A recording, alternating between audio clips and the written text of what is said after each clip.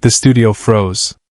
Steve Harvey dropped the microphone, walked off the stage, and wrapped his arms around a woman in the audience. No one moved. No one spoke. The cameras kept rolling, capturing a moment that would become one of the most powerful in television history. This wasn't supposed to happen. Family Feud follows a strict format, a rhythm perfected over decades. Steve Harvey, the master of comedy timing and crowd control, knows every beat, every cue, every rule. But on this particular afternoon, something happened that no script could contain, no producer could predict, and no audience member would ever forget. The woman's name was Patricia Morgan. She was 52 years old, sitting in the third row of the studio audience, clutching a worn photograph in her trembling hands. She had come to the show hoping for a laugh, a distraction from the weight she'd been carrying for 40 years. She had no idea that Steve Harvey was about to give her something far more precious than entertainment. But before we understand why Steve broke every protocol, why he abandoned the game mid-question, why the entire production came to a halt, we need to go back. Back to where this story really begins. Subscribe and leave a comment, because the most powerful part of this story is still ahead. Patricia Morgan grew up in foster care in Detroit. She had one memory that defined her entire childhood: her baby brother Marcus, taken from her arms when she was 12 years old. The social worker had promised they'd be reunited. That promise was never kept. For 40 years, Patricia searched. Every database, every agency, every lead that went nowhere. Marcus had vanished into the system, and with him, a piece of Patricia's soul. She came to Family Feud with her church group. Her pastor had surprised the congregation with tickets, saying they all needed joy. Patricia smiled, nodded, wore the bright shirt they'd given her. But inside, she was performing the same act she'd perfected for decades. Pretending the hole in her heart wasn't there. The show started like any other. Steve Harvey bounded onto the stage with his signature energy, his perfectly tailored suit, his megawatt smile. The families were introduced. The game began. Steve worked the crowd with effortless charm, turning mundane survey answers into comedy gold. The audience laughed. The families competed. Everything was going exactly according to plan. Then came the question that changed everything. We asked 100 people, "What's the one thing you wish you could find that you've lost?" The contestant on stage buzzed in. "Keys!" Steve repeated it with his trademark delivery, eyebrows raised, waiting for the board. Not there. The next family buzzed. "Phone!" Also not on the board. The third attempt. "Remote control!" Strike 3. Steve turned to the audience, a routine move to fill time while the families huddled to strategize. "Y'all know what I'm talking about, right? What have you lost that you wish you could find?" Steve stopped mid-joke. The entire studio froze. From the third row, Patricia Morgan's hands slowly rose. Her voice, barely above a whisper, carried across the sudden silence. "My brother!" Steve's smile faded. He squinted against the stage lights, looking directly at her. Something in her voice, in those two words, cut through everything. "Say that again, sister?" "My brother," Patricia repeated louder now, her voice cracking. "I lost my brother 40 years ago. I was 12. They took him from me. I never saw him again." The studio went completely silent. No laughter. No commentary. Steve Harvey, the man who always has a comeback, who never misses a beat, stood frozen at center stage. The families at the podiums forgot about the game. The cameras, sensing something unscripted and profound, zoomed in. Steve took 3 steps forward, to the very edge of the stage. "What's your name, honey?" "Patricia. Patricia Morgan." "And your brother's name?" "Marcus. Marcus Johnson." He was only 4 years old when they took him. Steve nodded slowly, processing. Anyone watching could see the wheels turning behind his eyes. He'd done this show for years, heard thousands of stories, but something about this moment felt different. Something about the way Patricia clutched that photograph, the way her hands shook, the way 40 years of searching lived in her voice. Then Steve Harvey did something no one expected. He turned to the control booth, held up his hand. Cut to commercial. Right now. The producers, confused but trusting, signaled the break. The red recording lights blinked off. But Steve didn't move. He jumped down from the stage, walked directly into the audience, and sat down next to Patricia Morgan. Behind the scenes, Steve made a decision that defied every producer's expectation. He called his assistant, whispered urgent instructions, pulled out his phone, and made a call that would change everything. What the audience didn't know, what Patricia didn't know, was that 3 weeks earlier, a man named Marcus Johnson had written to the Steve Harvey show. He'd seen a Facebook post someone had shared about a woman in Detroit searching for her lost brother. The post had details: foster care, 1984, a sister named Patricia who never stopped looking. Marcus had recognized his own story. He'd contacted the show, hoping against hope for help. Steve's team had been working on this behind the scenes. They'd verified the connection, confirmed the DNA, coordinated with family services. They'd planned to surprise Patricia on a future episode. But when Steve heard her voice in that moment, when he saw her pain laid bare in front of 200 people, he made an instant decision: the reunion wouldn't happen someday. It would happen now. While the studio was on commercial break, while the audience murmured in confusion, while Patricia sat trembling in her seat, Steve Harvey was orchestrating something beautiful. He was calling Marcus, who was waiting in a hotel 3 blocks away.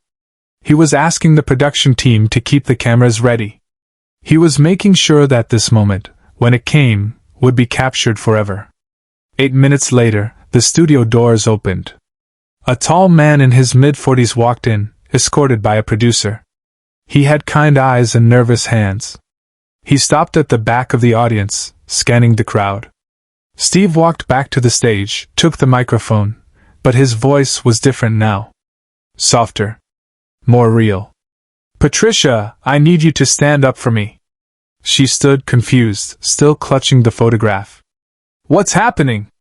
"Turn around, honey." Patricia turned. Her eyes found the man at the back of the studio. For 3 seconds, nothing happened. Then recognition hit like lightning. The photograph slipped from her fingers. Her hand flew to her mouth. "Marcus?" The man's face crumbled. "Patty?" But this is the moment no one in the studio, and no one watching at home, ever saw coming. They ran toward each other. 40 years of separation, of searching, of hoping, of praying, collapsed into a single embrace. Patricia sobbed into her brother's shoulder. Marcus held her like he was afraid she'd disappear again. The studio audience rose to their feet, applauding through their own tears. The competing families left their podiums and stood watching, hands over hearts. Steve Harvey stood on that stage, tears streaming down his face, not even trying to hide them. His shoulders shook. He pulled out his pocket square, the one that's always perfectly folded, part of his signature look, and wiped his eyes. For once, Steve Harvey had no words. He didn't need them. This moment spoke for itself. But Steve did something else. Something nobody expected. He took off his suit jacket. That jacket, custom-tailored, one of dozens he wears on the show, each one costing more than most people make in a month. He walked down into the audience, approached Marcus and Patricia, still holding each other, and draped the jacket over both their shoulders. "This is yours now," Steve said, his voice thick with emotion. "When you look at this, remember this day. Remember that miracles are real. Remember that prayer works. Remember that family is everything." Marcus looked at the jacket, then at Steve, overwhelmed. "I can't take this." "You already did," Steve said firmly. "That jacket represents something now. It represents the moment you found each other again. It represents hope. Don't you dare give it back." The audience erupted again. People were crying openly now, strangers hugging each other, the competing families embracing. Even the crew members, the jaded veterans who'd seen everything, were wiping their eyes. But Steve wasn't done. He pulled out his personal card, wrote something on the back, and handed it to Patricia. "That's my cell phone. Not my assistant's. Mine. If you or your brother ever need anything at all, you call that number. We're family now." Patricia took the card with shaking hands, then threw her arms around Steve. "Thank you," she whispered. "Thank you for not ignoring me. Thank you for seeing me. Thank you for bringing my brother back." Steve held her, this woman he'd met 15 minutes ago, like she was his own sister. "God put you in that seat today," he said. "This wasn't an accident. This was supposed to happen exactly this way." Share and subscribe. Make sure this story is never forgotten. The show eventually resumed, though nobody really cared about the game anymore. The competing families played half-heartedly, smiling through tears. When Steve announced the final scores, he added, "But let's be real, Patricia and Marcus won today. They won everything that matters." After the taping ended, something unusual happened. Normally, the audience files out quickly, eager to beat traffic, to grab dinner, to move on to the next thing. But not that day. That day, people lingered. They approached Patricia and Marcus, sharing their own stories of loss and reunion, of prayers answered, of hope restored. The studio became a church, a gathering of souls who'd witnessed something sacred. Steve stayed too. For 2 hours after the cameras stopped, he sat with Patricia and Marcus, listening to their stories, learning about the years they'd lost, celebrating the future they'd found. He gave Marcus his phone number too. He made them promise to stay in touch. And when they finally left, Steve walked them to their car personally, hugging them one more time before they drove away.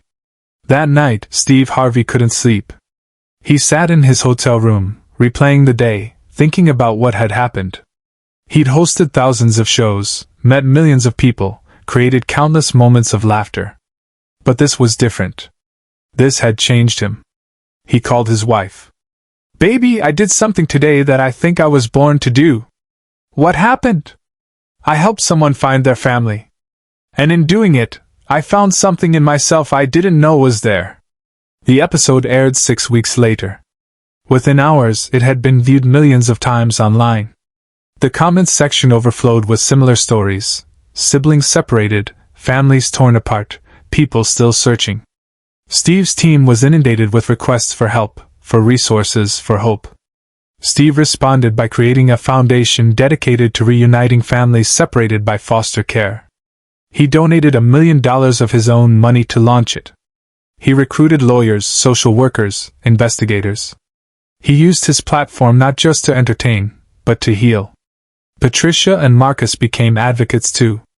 They traveled the country, speaking at foster care agencies, encouraging kids in the system never to stop hoping. They wore Steve's jacket to every event, taking turns, treating it like the sacred object it had become, a symbol of the day their prayers were answered. The jacket itself became legendary. Steve never asked for it back. When reporters asked about it, he smiled. "That jacket is doing more good on their shoulders than it ever did on mine. Some things are worth more than they cost. That jacket brought a family back together. Best investment I ever made." Years later, in interviews, Steve Harvey is often asked about his greatest moment in television. He never hesitates. "The day I stopped doing my job and started doing my purpose. The day I met Patricia and Marcus. That's the day I realized this platform I've been given isn't about me. It's about using it to change lives." The story didn't end that day in the studio. It rippled outward. 3 other foster siblings, inspired by Patricia's courage to speak up, found each other. A grandmother reconnected with the grandson she'd been searching for. A father found his daughter. Each one pointed back to that moment, to Patricia's trembling voice, to Steve's willingness to break protocol, to the reminder that some things matter more than the show. Patricia keeps the jacket in a glass case now, but she takes it out on special occasions. Weddings. Birthdays. Moments when the family gathers and remembers the day everything changed. And every time she touches that fabric, she remembers, Steve Harvey didn't just host a game show that day. He reminded the world that humanity matters more than protocol, that compassion is stronger than format, and that sometimes, breaking the rules is the most important thing you can do. The microphone was dropped. The show was stopped. But love? love never stopped searching. And on that stage, 40 years later, love finally won.